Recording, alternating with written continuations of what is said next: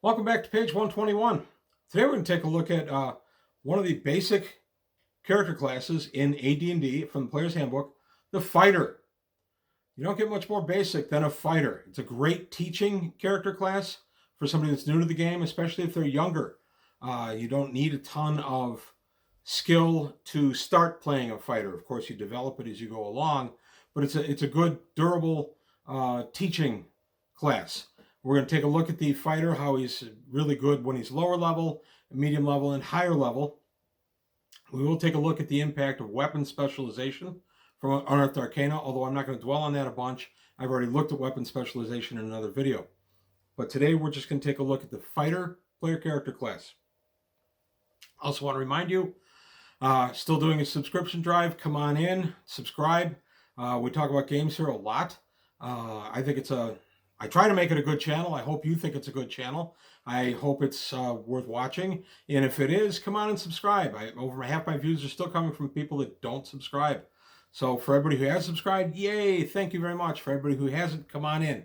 There's a lot to be talked about here. There's a lot of fun. I try to read comments and give feedback. And I even do suggested videos, things like that. So always looking for feedback. If it's negative feedback, please couch it politely. But I'm always up for a little constructive criticism, not destructive. Also, I am running a Patreon for my patrons. Thank you very much. I appreciate your support.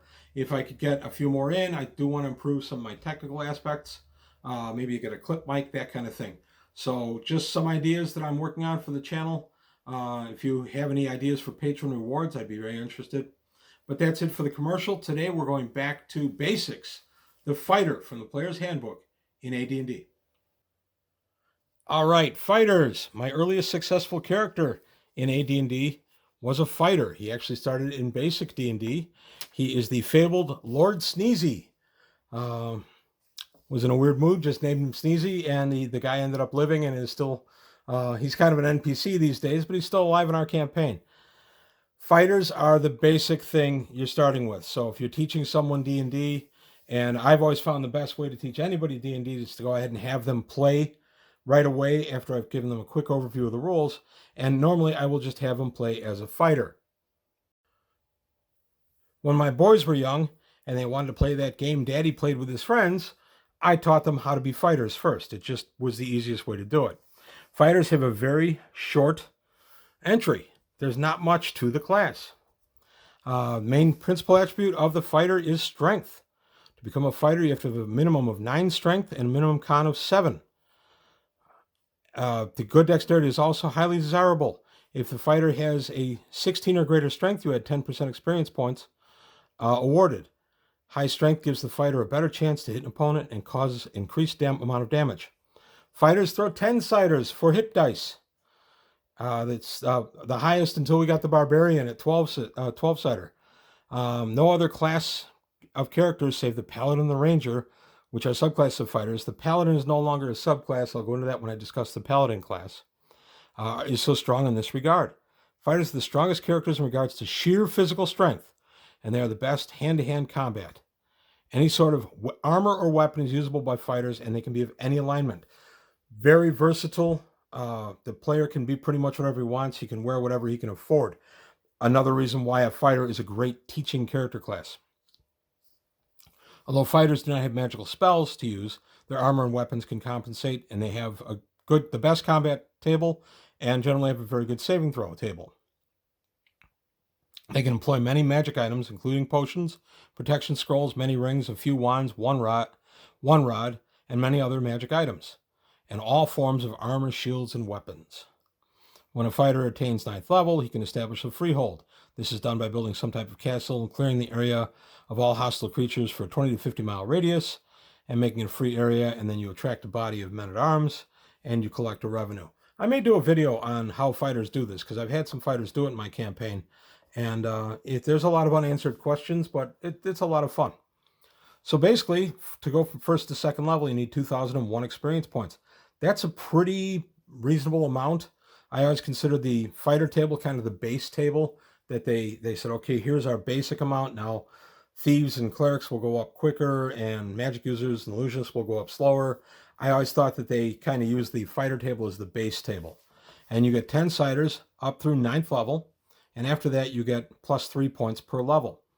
You also get a Constitution bonus. But wait a minute. I just looked at the whole thing and it doesn't say anything about Constitution bonus. Well, that's where the Player's Handbook was and is a challenge for the reader. You have to have already read, for instance, the Strength section, which talks about what the special strength is, the exceptional strength table, which is the percentage that's only allowed for fighters. So fighters, paladins at the time, again, I'll get to that in the paladin video, and rangers. They're the only ones that gets the exceptional strength bonus. And you get a 1 to a 50 is plus 1 attack, plus 3 damage, and then so on all the way up to 18 double aught, which is plus 3, plus 6. You get extra weight allowance, ability to open doors or stone doors, bend bars, and lift gates. So you gain a lot for that. Now we go to the Constitution, and we take a look at what you get for that. Constitution, fighters and their subclasses are the only ones that actually gain benefit of Constitution beyond plus 2. So if I have a cleric with a 16 Constitution, he gets plus 2. If he's got a 17 Constitution, he still only gets plus 2. But if I have a fighter with that 17 Constitution, he gets plus 3. And if that fighter has an 18 Constitution, he gets plus 4. So you can have, in my game, if you have an 18 Constitution, your fighter would automatically start with 14 hit points. That's pretty good. It's a good start. And as I say, the table to progress is pretty straightforward. Now, fighters are your tanks. They're the ones that are going to be taking the brunt of the damage because they have the most hit points at first level. They usually have the best armor class at first level as well. And exceptional strength, they're going to probably be the ones that hit the best as well. I had a character who, Lord Sneezy, my fighter, who rolled a 95 for his exceptional strength. He was an 1895 strength, plus 2 attack, plus 5 damage. And I rolled all that natural. That was 3 dice 6, and then I threw the percentage dice and threw a 95. For a while in our game, back in 1980, Lord Sneezy was the strongest character at the table. He had acquired by about 4th level, he had acquired a plus 2 sword. So he was swinging at an incredible plus 4 attack, plus 7 damage. No orc could stand against him. This is before weapon specialization. So it's pretty powerful, and it can be. But it's a great class to teach somebody, especially if it's a younger kid, a child, who wants to learn how to play the game, and you want to give some encouragement. Because there's more hit points, the armor class is usually better, and the hit and damage is usually better. You have a better opportunity to have somebody get excited about the game, because let's face it, you have one chance as a DM, you have one chance to get somebody into the game, and that's the first time they play. And if you get them excited about it, and I'm not saying kowtow to it and give them the farm, I'm saying make the game fun and interesting for them, especially for a younger child. A fighter is a great way to go. One thing we do at my table is when we roll new characters, I automatically give 118 to anywhere anybody wants it. We roll the 4 dice 6 and throw out the lowest for the other stats. And then when we throw exceptional strength, I will allow up to 3 rolls. In other words, if you throw it the first time and you roll an 1802, okay, do you want to throw that over? Yes, I do. Okay, second time you roll an 1875. Do you want to roll that over? Well, I don't know. Well, if you roll worse than the 1875 on the third roll, you live with what the third roll is. Generally, I'm not real nasty on that. I want the fighter in question to at least have some fun. One of the early fighters that I rolled up, he didn't last very long, and that wasn't anything I did. It was a tough game. But unfortunately, I had an 18 strength, but I unfortunately rolled an 01 for my exceptional strength bonus. A straight up 18 strength for a cleric is +1, +2. An 1801 for a fighter is +1, +3. Very disappointing to end up, an 18 strength and end up with an 1801. As I say, the character didn't survive very long simply because it was an old game, it was a tough game, and he was killed in the course of the game. It did shed a lot of tears because I was disappointed in my exceptional strength roll.